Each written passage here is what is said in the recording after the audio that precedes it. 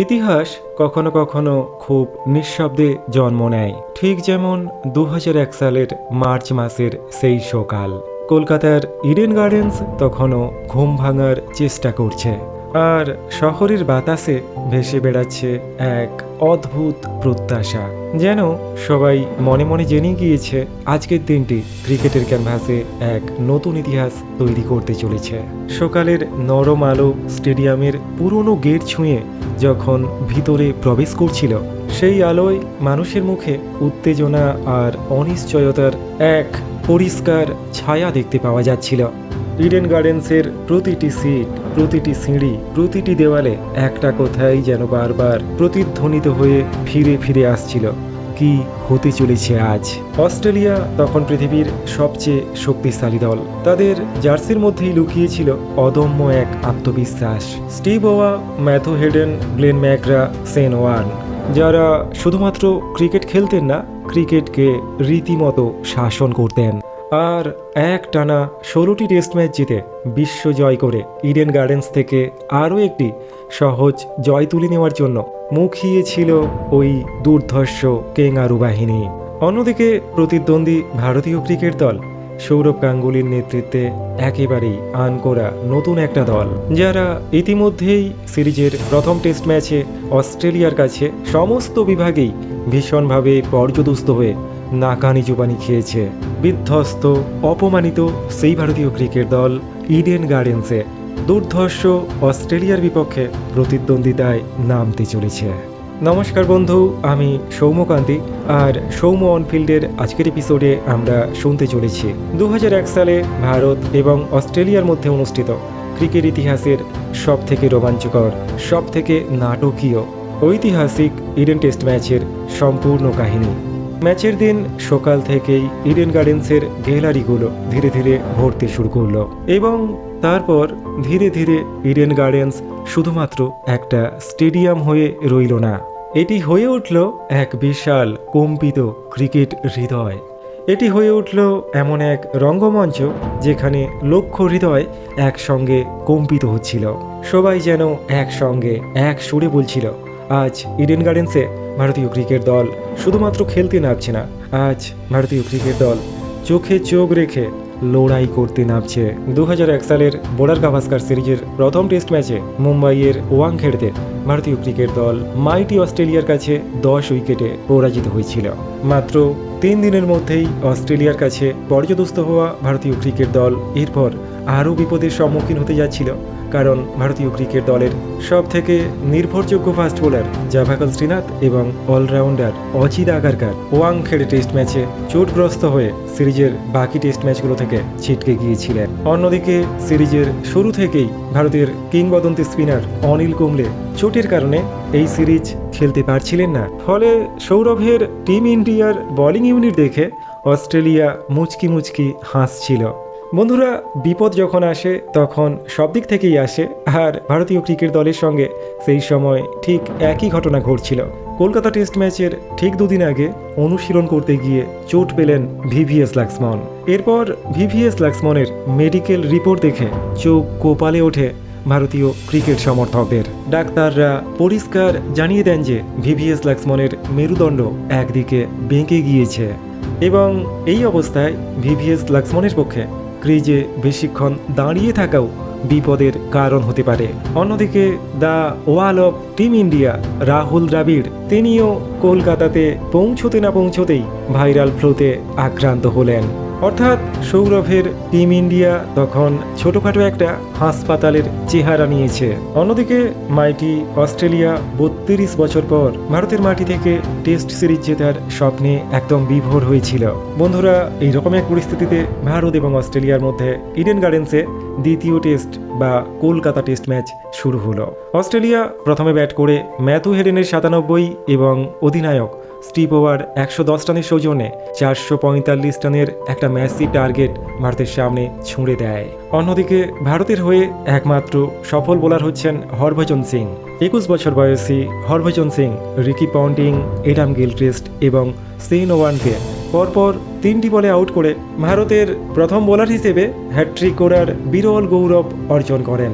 এরপর প্রথম ইনিংসে ব্যাটিং করতে নামে ভারতীয় ক্রিকেট দল এবং ভারতের সমস্ত রথী মহারথীরা অস্ট্রেলিয়ার বোলিং লাইন আপের সামনে হাঁটু গেড়ে আত্মসমর্পণ করে।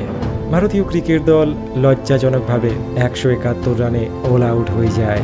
ভারতীয় দলের হয়ে সর্বোচ্চ 59 রানের ইনিংস খেলেন ভিভিএস লক্ষ্মণ, সচিন তেন্ডুলকর, সৌরভ গাঙ্গুলি, রাহুল দ্রাবিড় সহ বাকি ভারতীয় ক্রিকেট দল পুরোপুরি কোলাপস করে যায়। ম্যাচের তৃতীয় দিনের সকালেই ভারতীয় ক্রিকেট দল অল আউট হয়ে যাওয়ার পর অস্ট্রেলিয়ান বোলাররা স্টিভ ওয়ার কাছে আবেদন রেখেছিলেন ভারতকে ফলো অন না খেলানোর জন্য, কিন্তু আত্মবিশ্বাসী স্টিভ ওয়া বোলারদের বলেন, আমরা 3 দিনেই ভারতীয় ক্রিকেট দলকে হারিয়ে ইডেন গার্ডেন্স থেকে এই সিরিজটা জিতে নেব। ফলে ভারতীয় ক্রিকেট দলকে ফলো অন খেলতে বাধ্য করা হলো। ভারতের হয়ে দ্বিতীয় ইনিংসে ওপেনিং করতে মাঠে নামলেন সদগোপাল রমেশ এবং শিবসুন্দর দাস। দুই ওপেনারের মধ্যে 50 রানের ওপেনিং পার্টনারশিপ হওয়ার পরেই ভারতীয় ক্রিকেট দল দ্রুত একের পর এক উইকেট হারাতে শুরু করল। শিবসুন্দর দাস, সদগোপাল রমেশ এবং ভারতীয় ক্রিকেটের আত্মমর্যাদার আর এক নাম সচিন তেন্ডুলকর মাত্র 10 রান করে তৃতীয় দিনেই আউট হয়ে প্যাভিলিয়নে ফিরে গেলেন। 3 নম্বরে ব্যাট করতে নামা ভিভিএস লক্ষ্মণ একাই একটা প্রান্ত আগলে রেখেছেন এবং মাইটি অস্ট্রেলিয়ান বোলারদের বিপক্ষে বেশ স্বচ্ছন্দেই ড্রাইভ করছেন ভিভিএস লক্ষ্মণ। চতুর্থ দিনে কলকাতার কিছু দর্শক সৌরভ গাঙ্গুলির খেলা দেখবেন বলে মাঠে এসেছিলেন, কিন্তু সৌরভ গাঙ্গুলিও 48 রান করে আউট হয়ে যাওয়ার পর দর্শকরা ধরে নিয়েছিল এই ম্যাচে আর নতুন করে দেখার মতো কিছুই অবশিষ্ট নেই। ভারতীয় ক্রিকেট দল তখনও অস্ট্রেলিয়ার ফলো অন স্কোরের থেকে 42 রানে পিছিয়ে আছে, অর্থাৎ ইডেন গার্ডেন্সে ভারতীয় দলের পরাজয় এখন শুধুমাত্র সময়ের অপেক্ষা। 6 নম্বরে ভারতের হয়ে ব্যাটিং করতে নামলেন রাহুল দ্রাবিড়। দ্রাবিড় ব্যাটিং করতে আসতেই রিকি পন্টিং তার স্বভাবসিদ্ধ ভঙ্গিতে ব্যাপক স্লেজিং শুরু করলেন। ইডেন গার্ডেন্স দ্রুত ফাঁকা হচ্ছিল, দর্শকরা বাড়ির দিকে ফিরে চলেছেন, কিন্তু অটল প্রত্যয় নিয়ে মাঠের মধ্যে অন্য কিছু পরিকল্পনা করছিলেন রাহুল দ্রাবিড় এবং ভিভিএস লক্ষ্মণ।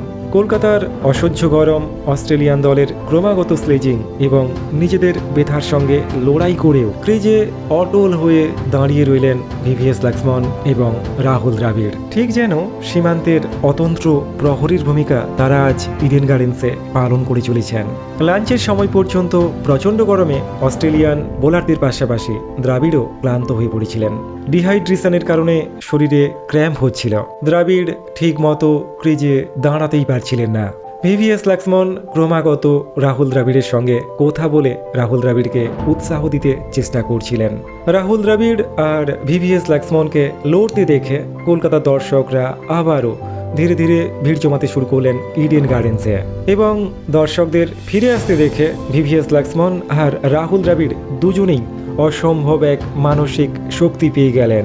অলৌকিক কিছু একটা ঘটতে চলেছে ইডেন গার্ডেন্সে। গঙ্গার স্রোত উল্টো দিকে বইতে শুরু করেছে। লাঞ্চ বিরতির পরের সেশনে কোনো উইকেট না হারিয়ে ভিভিএস লক্ষ্মণ আর রাহুল দ্রাবিড় অক্ষতভাবে প্যাভিলিয়নে ফিরে এলেন এবং তারপর একটার পর একটা সেশন পার হতে লাগলো। দিনের একদম শেষ সেশনে যখন ভিভিএস লক্ষ্মণ আর কোনো রকমভাবেই নিজের শরীরটাকে টানতে পারছিলেন না, অসহ্য যন্ত্রণায় ভিভিএস লক্ষ্মণ যখন কাতরে উঠছিলেন, তখন সতীর্থকে রক্ষা করার জন্য এগিয়ে এলেন রাহুল দ্রাবিড় এবং মিস্টার ডিপেন্ডেবল সেদিন একাই শেষ সেশনের 80টা বল মোকাবিলা করলেন। বাঘা বাঘা অস্ট্রেলিয়ান বোলারদের চোখে চোখ রেখে রাহুল দ্রাবিড় বুঝিয়ে দিলেন বিপদের সময় বন্ধুকে শত্রুর হাত থেকে কিভাবে আগলে রাখতে হয় তা পুরো পৃথিবীকে রাহুল দ্রাবিড়ের থেকেই শিখতে হবে। চতুর্থ দিনের ইডেন গার্ডেন্সে ভারতীয় ক্রিকেট দল একটি উইকেটও না হারিয়ে সারাটা দিন কমপ্লিট করলো। Very very special Laxman Sunil গাভাস্কারের 236 রানের রেকর্ড ব্রেক করে নতুন এক কিংবদন্তির জন্ম দিলেন ইডেন গার্ডেন্সে।